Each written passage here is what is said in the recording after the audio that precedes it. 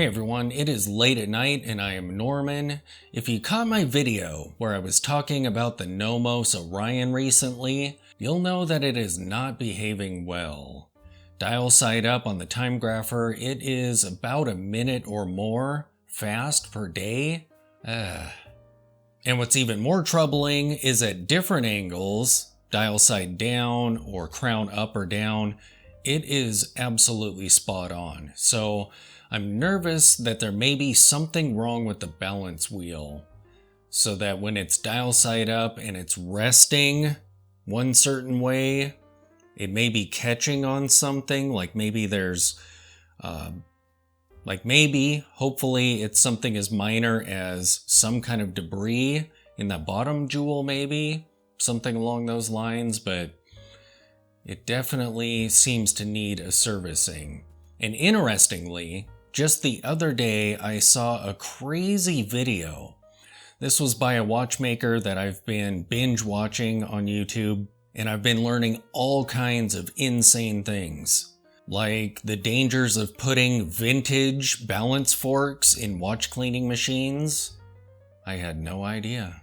And how to make your own watch cleaning machine, if you can't afford one, as well as mixing certain kinds of oils yourself instead of purchasing them, different cleaning supplies that you should or shouldn't use, how to calibrate a hairspring, all kinds of really crazy insider knowledge. So this guy is a professional watchmaker, he knows what he's talking about, and he did a video on when to service a mechanical watch, and it was really crazy. So he opened the video discussing how people will say every 3 years or every 5 years, whatever the interval, you should have your watch serviced. I've heard other watchmakers compare watches to automobiles in suggesting that servicing them regularly is good, and it's intuitive, it makes perfect sense. If something is wrong, you'll want to catch it early. If a part is starting to wear out, and you service it regularly, that might get caught before it actually does wear out and causes damage to the movement itself. But what was interesting in this video is his answer was it's actually none of those intervals, but that your watch will tell you when it needs to be serviced. Kind of like the Nomos. So if the performance of your watch changes drastically, or its accuracy is well outside of the suggested bounds for the movement that's in that watch, or if the crown has become difficult to use, or something just doesn't feel right or sound right. Like if it's an automatic watch, if the rotor starts sounding weird, or when you're winding it, it sounds weird. Any of those things are your watch telling you that it needs serviced. And honestly, that's kind of the model that I go by, just because I have so many inexpensive vintage mechanical watches that I just don't feel like spending a couple $1,000s getting all of them serviced.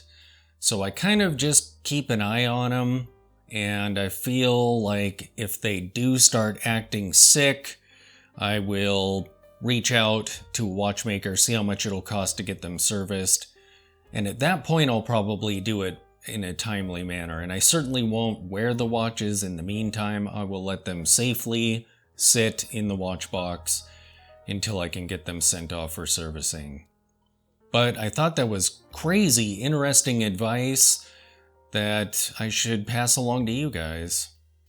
What do you think? In the comments below, let me know what your philosophy is for watch servicing. Do you agree or disagree with this watchmaker? I mean, he's a guy that I personally trust, especially after seeing all of his videos. And I feel like if you are in tune with your watch, you would still catch anything that's wrong with it early. And certainly, if it hasn't begun doing all of that within 7 years or something like that, probably be a good time to send it for servicing anyway, but very interesting. Thanks for watching.